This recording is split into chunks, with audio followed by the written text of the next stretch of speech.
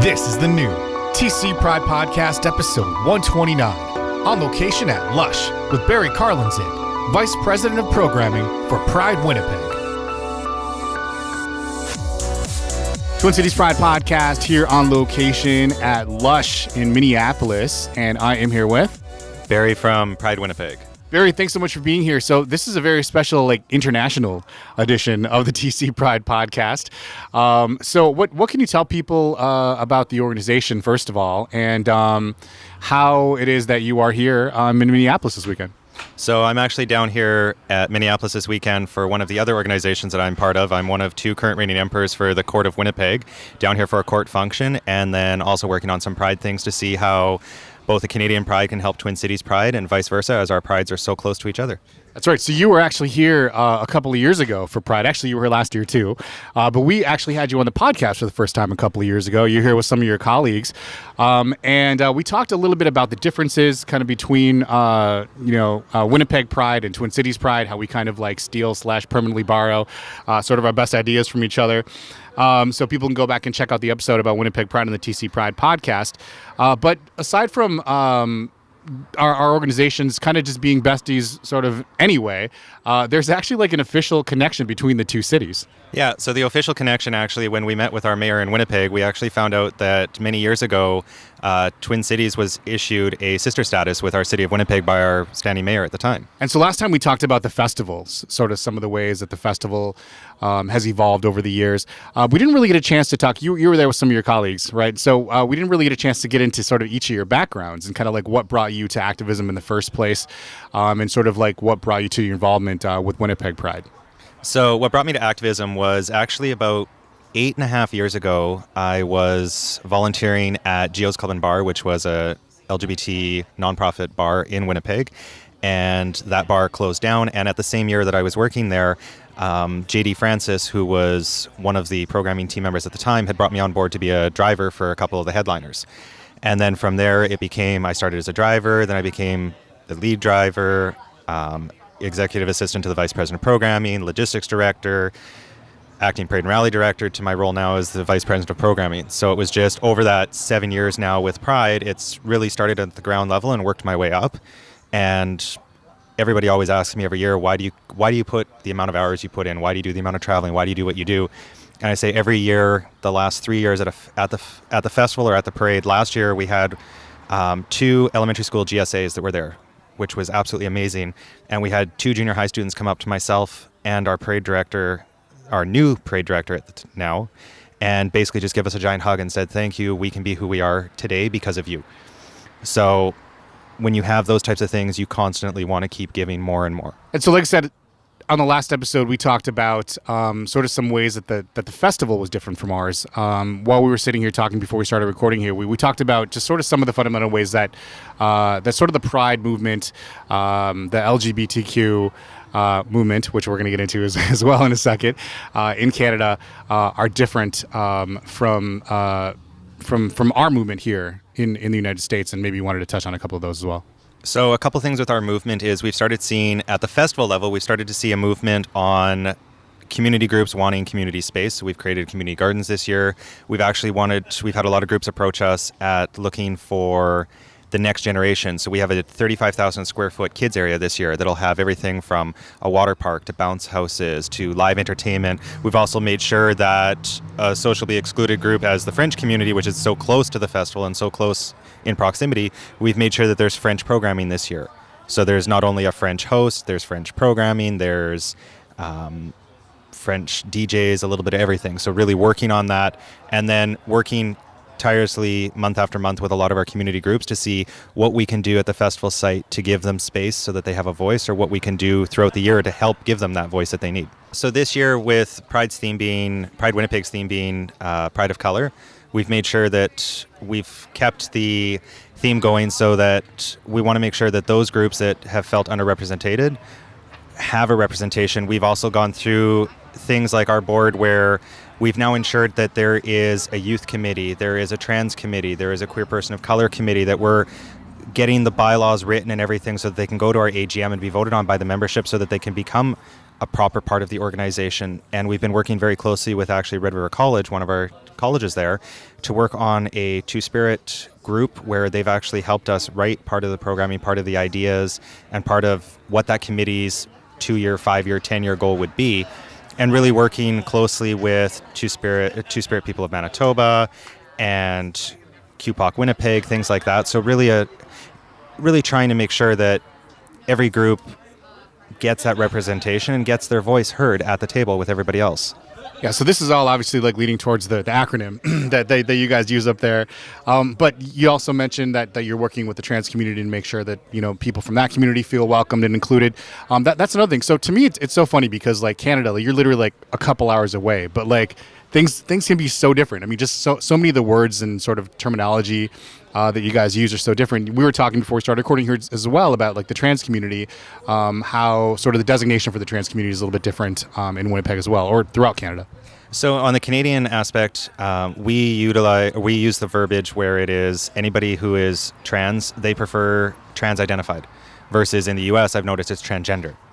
So they've taken the gender role out and made it trans identification. Same with with us having our acronym of, instead of LGBTQ, going into that GSRD, so gender, sexual, relationship, diverse. So making sure that in those 4 letters, everybody feels represented. This year we've had a couple groups come back to us, and as far as a couple of the other prides that have used the GSRD, and stated that they don't feel that they are represented in those letters. So now working with them to say, what can we do to either add a letter or change the acronym so that everybody feels excluded? Because right now the current alphabet, as we call it, for a better choice of words, it's that alphabet soup, because it's LGBTQ plus, or it's 2S LGBTQ. It's depending on where you go. Did you say yours has like 26? Somebody actually went online one time and actually looked around the world, and if you were to take the entire acronym, it's about 26 letters long. And that's not just on Canada, that's actually on a global scale if you were to use every letter that has been represented since the late 70s. So let's back up a little bit and talk about kind of how, I mean, because that seems like it would be a process to get that sort of, if not sort of universally, sort of generally adopted, sort of by what we would call down here the LGBTQ plus community. How did that sort of all come about? So it came about prior to me being on the board. So Jonathan, our past chair, was at a conference, at a Canada Pride conference, and there was a couple Eastern Prides that had brought it up. We had learned that there was some research that had been done through the federal level to get that acronym created. And now we've slowly started launching it. We're starting to see it launch the rest across Canada, where it is that GSRD, but it is an uphill battle because you have other parts of the organization or other parts of the generational gap where they don't quite understand why. And they're just like, well, I've always stood in the LGBT. I've always been a gay, white, cis male. I've always represented that G. And trying to explain to them that times have changed, life has changed. We have to start looking at the broader picture and start making sure that everybody feels represented and everybody feels that they are a part of Pride and they are a part of the festival, the parade, the year-round, everything. They can be who they are. So now it's our turn in our mediums or larger size prides and in our positions of power to help educate everybody across Canada and even the world to start explaining this new acronym. Yeah, so I mean, I've had some offline conversations with people just sort of in the community, and sort of that is kind of the main objection, I guess, I get to that, is that, you know, some of these communities have fought for decades to get that inclusion, and even maybe communities that have had that official letter in the acronym, like for example, like the bi community, right? So like they feel, not to like generalize, but I mean, I've talked to people who feel like, hey, well, we just got that letter, or the letter has been there, but we're just now starting to get the visibility based on that letter. What would you say to people, or like what has sort of the Winnipeg community sort of been saying to those people who feel like they've just been fighting for that visibility for so long, and now you quote unquote maybe want to take it away? So myself being bi, I have gone through the same thing. I remember 2 years ago, our past chair at the time Jonathan had actually sat there and said in his speech at our Pride Parade was that, you know what, the L and the G have been very well represented across Canada and the US and the world for many years. Now it's time to give visibility and use our power for the other letters of the acronym. And same thing, being bi, when I saw the GSRD, I was like, okay, it's not the same. It's not the same thing, but it's taking away everybody being put into different silos. It allows everybody to be who they are and express themselves how they want to be. So by changing it to 4 acronyms or 4 letters versus 26 or the standard 7, it gives people anybody the ability to truly be who they are and represent without having to say, I fit in, I'm bi, so I must be the bi part of here. If I'm a bi person of color, am I bi or am I a queer person of color? Or if I'm bi, am I queer? If I'm a lesbian, am I lesbian or am I two-spirit?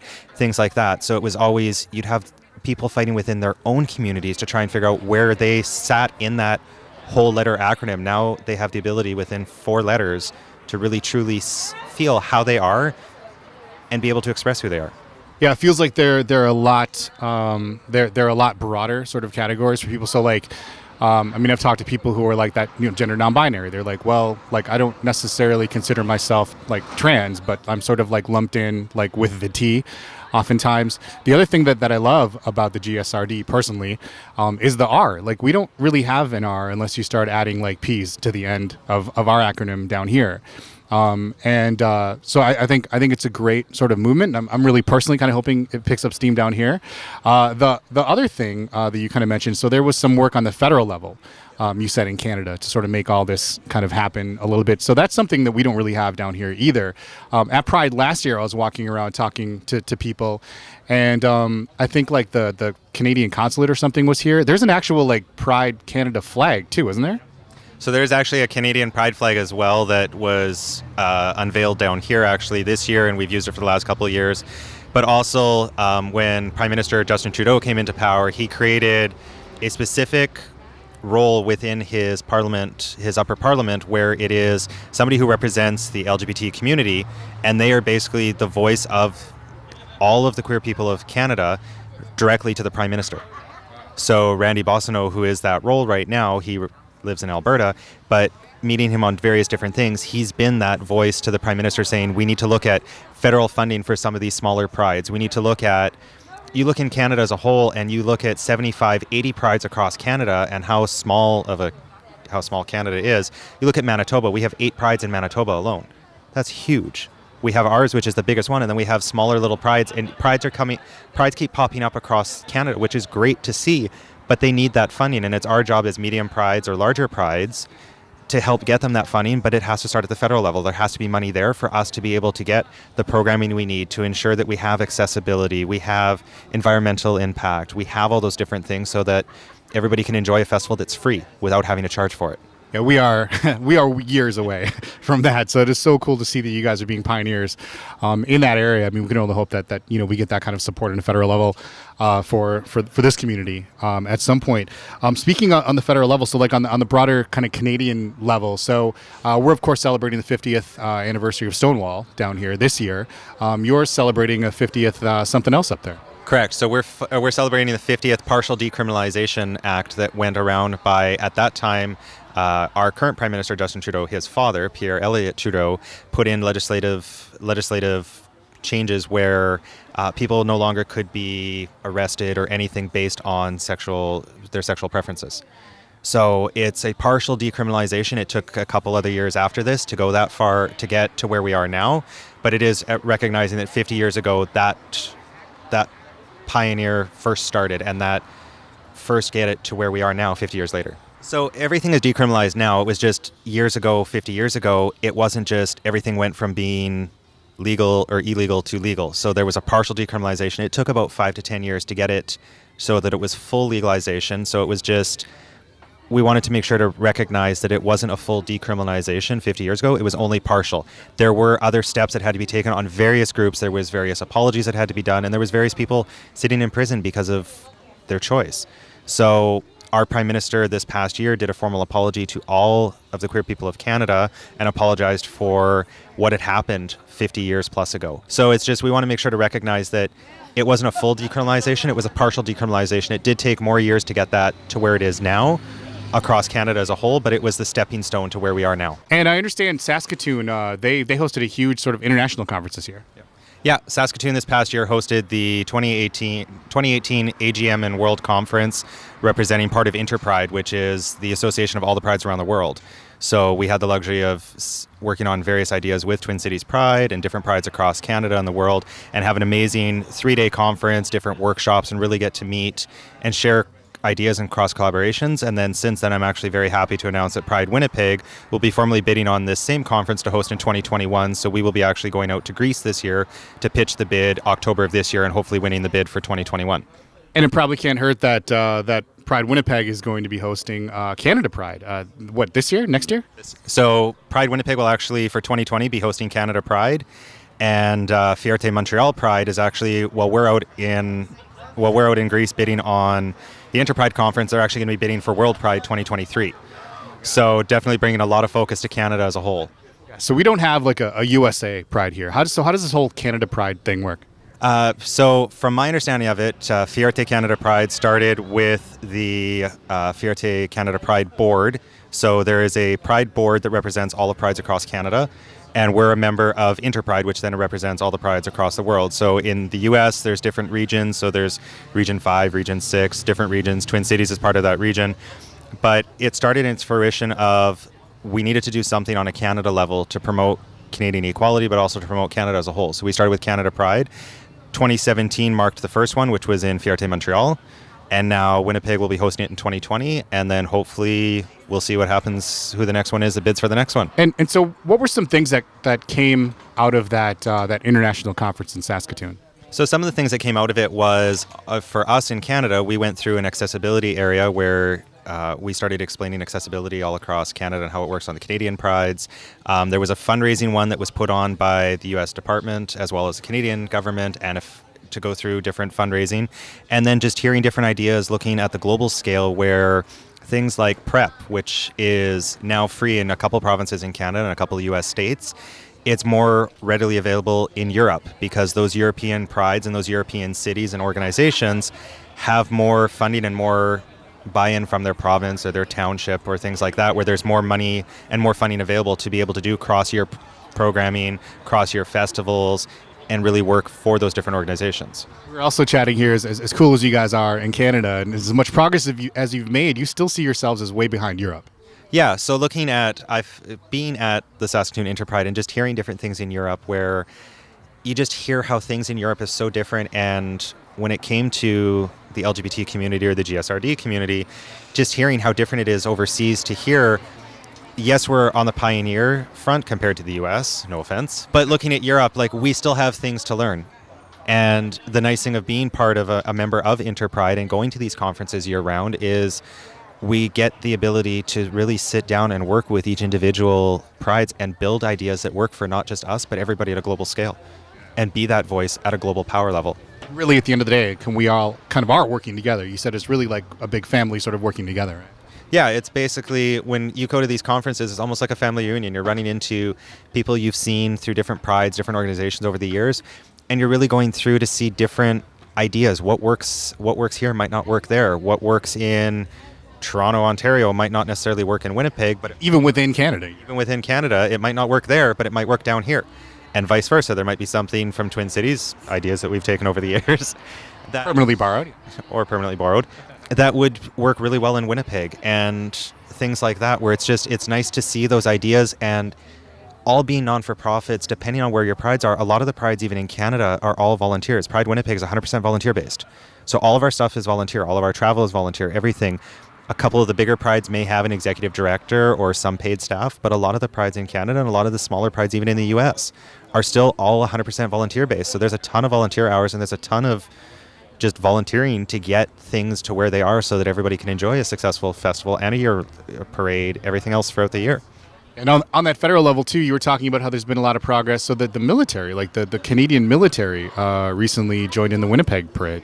Yeah. So last year I was the acting parade and rally director before I gained my role now as the vice president of programming. And in that role, we actually had the military in our parade for the first time ever. So the military showed up on a 53-foot flat deck trailer with a live military band. Because if you're going to do it, right? Yeah, exactly. If you're going to do it, go big, go home. And they made sure that the highest ranking officers, there was a brigadier general, there was lieutenant colonels, they made sure that every highest ranking official that was stationed in Manitoba was there, and they made sure to make a point, and they spoke to myself and other individuals within the community and said, we needed to be here. This is a huge commitment to us because we need to make sure that everybody in Canada understands we're there fighting for rights for everybody no matter what. We're there protecting everybody no matter what. And speaking of all volunteer organizations, I'm going to switch gears a little bit here. So you mentioned at the beginning of the episode here that you're heavily involved with the Imperial Court, which has a presence here in the Twin Cities as well. They're an all-volunteer organization. They've been at it for, I think they said they've been at it for like 20-something years, right? So maybe you can just tell folks a little bit about that, have an opportunity to just tell people a little bit about the Imperial Court and kind of how you're involved with them, sort of a little deeper level here. So sitting not only on our Pride board, I'm also one of two current reigning Regent Emperors for Winnipeg and all of Manitoba on the International Court System, so a chapter of the International Court that represents courts from all across Canada, the U.S., and Mexico. One of our sister courts is actually the Court of Minnesota, and they're in their 27th year. So myself and Peter, as current emperors, are actually also have the honor title of being half emperors of Minnesota. And Tanya, who is currently the Regent Empress here, is also a half empress of Winnipeg. So we try to make sure that everybody is looked after, but it's sitting on that volunteer level. When you volunteer in this community, you're not just volunteering on one organization. You'll end up joining another one and another one and another one. In the 10 years I've been out, I've joined 5 or 6 different organizations. And you constantly just want to give back to that community, because the way I've always looked at it is I wouldn't be where I am today and have the power I have and the voice I have without those other community groups or those forefathers before us that really gave me the voice to be where I am. Having the luxury of Pride being in its 32nd year, 2 years ago, having the 30th anniversary and actually meeting individuals who had walked in the first Pride parade down there, and actually meeting a gentleman, Mr. Toom, who had actually started the very first Gay Straight Alliance in the University of Winnipeg back in the 70s. He was 94 years old and showed up at our Pride parade, and he was like, I'd love to speak. We said, we would love to have you. You're 94. You are one of the reasons why we can be who we are today. And it's just, I see my 5.5-year-old nephew sitting at home, and I sit there, now he's 6, and I'm like, every year he gets older and older, and I'm like, I do this so that when he gets older, no matter what he does, he will be who he wants to be and have any ability to do whatever he wants in Winnipeg. We also wanted to give you guys a chance to talk about the festival, a little shameless plug for the festival this year, and talk about your new app. I think you mentioned your app briefly, all the cool things happening at Pride Winnipeg, the festival itself this year. So to bring up the app, we're one of 3 Prides in Canada that have actually launched a formal Pride app. So it allows all the community groups who have entered in to have their programming listed not only in our Pride Guide but on our website, to now have it on the app. So this year there's over 50 community events going on during our 10 days of Pride that'll actually be mentioned during the app, so someone can go through the app and look day by day and have an idea of what other event they want to go to. It also looks through our headliners, and it helps on the accessibility front. So some of our key pillars being accessibility and sustainability, we've had to print less Pride Guides. So we help on the sustainability. On the accessibility side, we now have an app so people can enlarge the screen or do caption audio, things like that. Things that we've also brought on this year at our festival site as a whole is we've brought in a huge kids area that'll have kids programming. So it'll have, it's the kid zone. So it'll have things like bobcats or skid steers that kids can take their pictures in. There'll be kids programming. There'll be Read by Queens. There'll be Home Depot will actually be doing build-a-shops there, so birdhouses, things like that. Our Manitoba Teacher Society will be there doing face painting. Our local sports team, the Winnipeg Blue Bombers, will actually be there with bounce castles and things like that, and really introducing that. And then we're introducing a community garden this year as well, or a community area that will house the Two-Spirit Powwow and some community programming throughout Pride Weekend as well. I also feel like we have to shout out the people behind the app quick, because, you know, there's only 3 of them in all of Canada, so I imagine this isn't an easy task. So it's a company called Greencopter. They're based out of Eastern Canada, but it's an app that we work very closely with. So a plug to Elisa, who's our marketing director. She spent countless hours and hours and hours getting it ready for not only for the Android side, but also for iPhone. And really 80% of the designing in that app was her custom creating it. So yes, there's the app with the different pages and things like that, but putting in 50 plus community events, putting in all the pictures and all that kind of stuff. As a volunteer organization, we're a group of 20 year round. And every single individual this year has done countless hours to be where we are now, to be able to looking at Canada Pride next year and bidding for a world conference in 2021. We wouldn't be where we are now without the volunteers we have. Well, again, I want to thank you so much for being here. This is kind of a total last minute thing. So if this interview sounds a little disjointed and kind of last minute, it totally was. So I want to thank you again for your time. Really appreciate you being here. So we'll kind of wrap here with sort of like the what, when, where info about the festival. Like I said, Winnipeg is just like 6 hours away if you drive straight through, right? So all the information about the festival, where can people find out about everything that's going on? That, what you said, 10 days of the festival here coming up. So any information to be found on our 10 days, you can either download the app both on Android and iPhone, and you just look for Pride Winnipeg app. You can go onto our website, pridewinnipeg.com. You can see us on Instagram, Twitter, Facebook, and our festival kicks off on May the 24th, and our actual 2-day festival, so our 10 Days of Pride is May 24th. Our 2-day festival starts June 1st and June 2nd with our Pride Parade going back down the historic Portage Avenue and marching part of the original route that was done 32 years ago. Awesome. Well, thanks again, man, and I'm sure we'll talk to you again soon. Thanks for listening to the TC Pride podcast, and we'll see you next time. Perfect. Thank you. The TC Pride podcast is a production of the NonPod, nonprofit podcast community, and Twin Cities Pride. Subscribe now on iTunes, on Android, or by email at tcpridepodcast.org. Because we're in this together. NonPod turns your email newsletter, blog, or video content into a more powerful, more personal, more intimate, on-demand listening experience. Your podcast, your story, your voice, simplified, amplified. Learn more now at nonpod.com.